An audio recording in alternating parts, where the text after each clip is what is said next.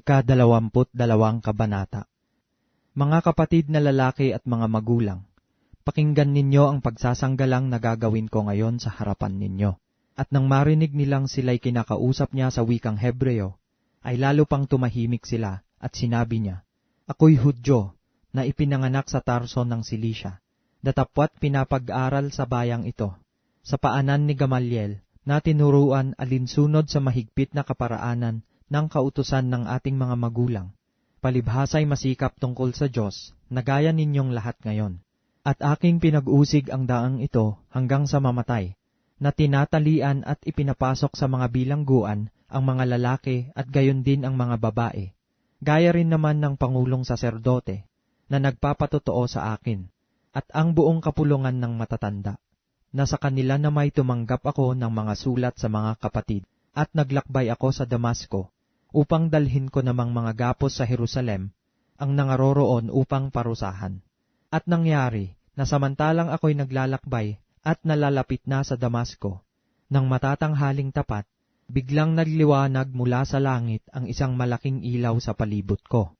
At ako'y nasubsob sa lupa, at narinig ko ang isang tinig na nagsasabi sa akin, "Saulo, Saulo, bakit mo ako pinag-uusig?" At ako'y sumagot, "Sino ka baga, Panginoon?" At sinabi niya sa akin, "Ako'y si Jesus na taga Nazaret na iyong pinag-uusig."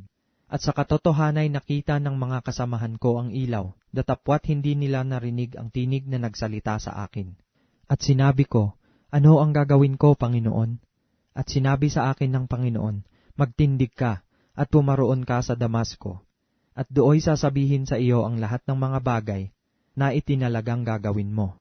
At nang hindi ako makakita dahil sa kaningningan ng ilaw na yaon, palibhasa'y inakay ako sa kamay ng mga kasamahan ko, ay pumasok ako sa Damasco.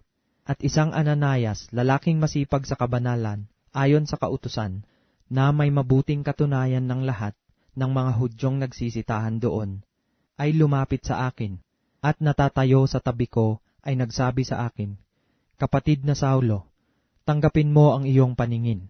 At nang oras ding yaoy tumingin ako sa kanya, at sinabi niya, "Ang Diyos ng ating mga magulang ay itinalaga ka upang mapagkilala mo ang kanyang kalooban, at makita mo ang banal at marinig mo ang isang tinig mula sa kanyang bibig, sapagkat magiging saksi ka niya sa lahat ng mga tao tungkol sa mga bagay na iyong nakita at narinig. At ngayon bakit ka tumitigil? Magtindig ka, at ikaw ay magbautismo, at hugasan mo ang iyong mga kasalanan, na tumatawag sa kanyang pangalan." At nangyari, na nang ako'y makabalik na sa Jerusalem, at nang ako'y nananalangin sa templo, ay nawalan ako ng diwa. At siya'y nakita ko na nagsasabi sa akin, "Magmadali ka at umalis ka agad sa Jerusalem, sapagkat hindi nila tatanggapin sa iyo ang patotoo tungkol sa akin." At aking sinabi, "Panginoon, napagtatalastas nila na ako ang nagbilanggo at humampas sa bawat sinagoga sa mga nagsisisampalataya sa iyo. At nang ibubo ang dugo ni Estebang iyong saksi, ay ako na may nakatayo sa malapit, at sinasang-ayunan ko, at iningatan ko ang mga damit nang sa kanya'y nagsipatay. At sinabi niya sa akin, Yumaon ka, sapagkat susuguin kita sa malayo sa mga hintil."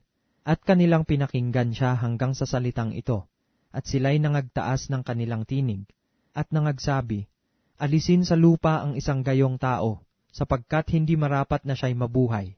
At samantalang sila'y nangagsisigawan, at ipinaghahagisan ang kanilang mga damit, at nangagsasabog ng alabok sa hangin, ay ipinag-utos ng Pangulong Kapitan na siya'y ipasok sa kuta, na ipinag-uutos na siya'y sulitin sa pamamagitan ng hampas, upang maalaman niya kung sa anong kadahilanan sila'y nangagsigawan, nang gayon laban sa kanya. At nang siya'y kanilang magapos na ng mga panaling katad, ay sinabi ni Pablo sa senturyong nakatayo sa malapit, "Matuwid baga sa iyo na hampasin ang isang taong taga-Roma na hindi pa nahahatulan?" At nang ito'y marinig ng senturyon, ay naparoon siya sa Pangulong Kapitan, at sa kanya'y ipinagbigay alam na sinasabi, "Ano baga ang gagawin mo, sapagkat ang taong ito ay taga-Roma?" At lumapit ang Pangulong Kapitan at sinabi sa kanya, "Sabihin mo sa akin, ikaw bagay taga-Roma?" At sinabi niya, "Oo." At sumagot ang Pangulong Kapitan, "Binili ko ng totoong mahal ang pagkamamamayang ito." At sinabi ni Pablo, "Ngunit ako'y katutubong taga-Roma." Pagkaraka nga'y nagsilayo sa kanya ang mga sa kanya sana'y susulit. At ang Pangulong Kapitan din naman ay natakot nang maalamang siya'y taga Roma at dahil sa pagkagapos niya sa kanya. Datapwat ng kinabukasan, sa pagkaibig na matanto ang katunayan kung bakit siya isinakdal ng mga Hudyo, ay kanyang pinawalan siya at pinapagpulong ang mga pangulong saserdote at ang buong Sanedrin at ipinapanaog si Pablo at iniharap sa kanila.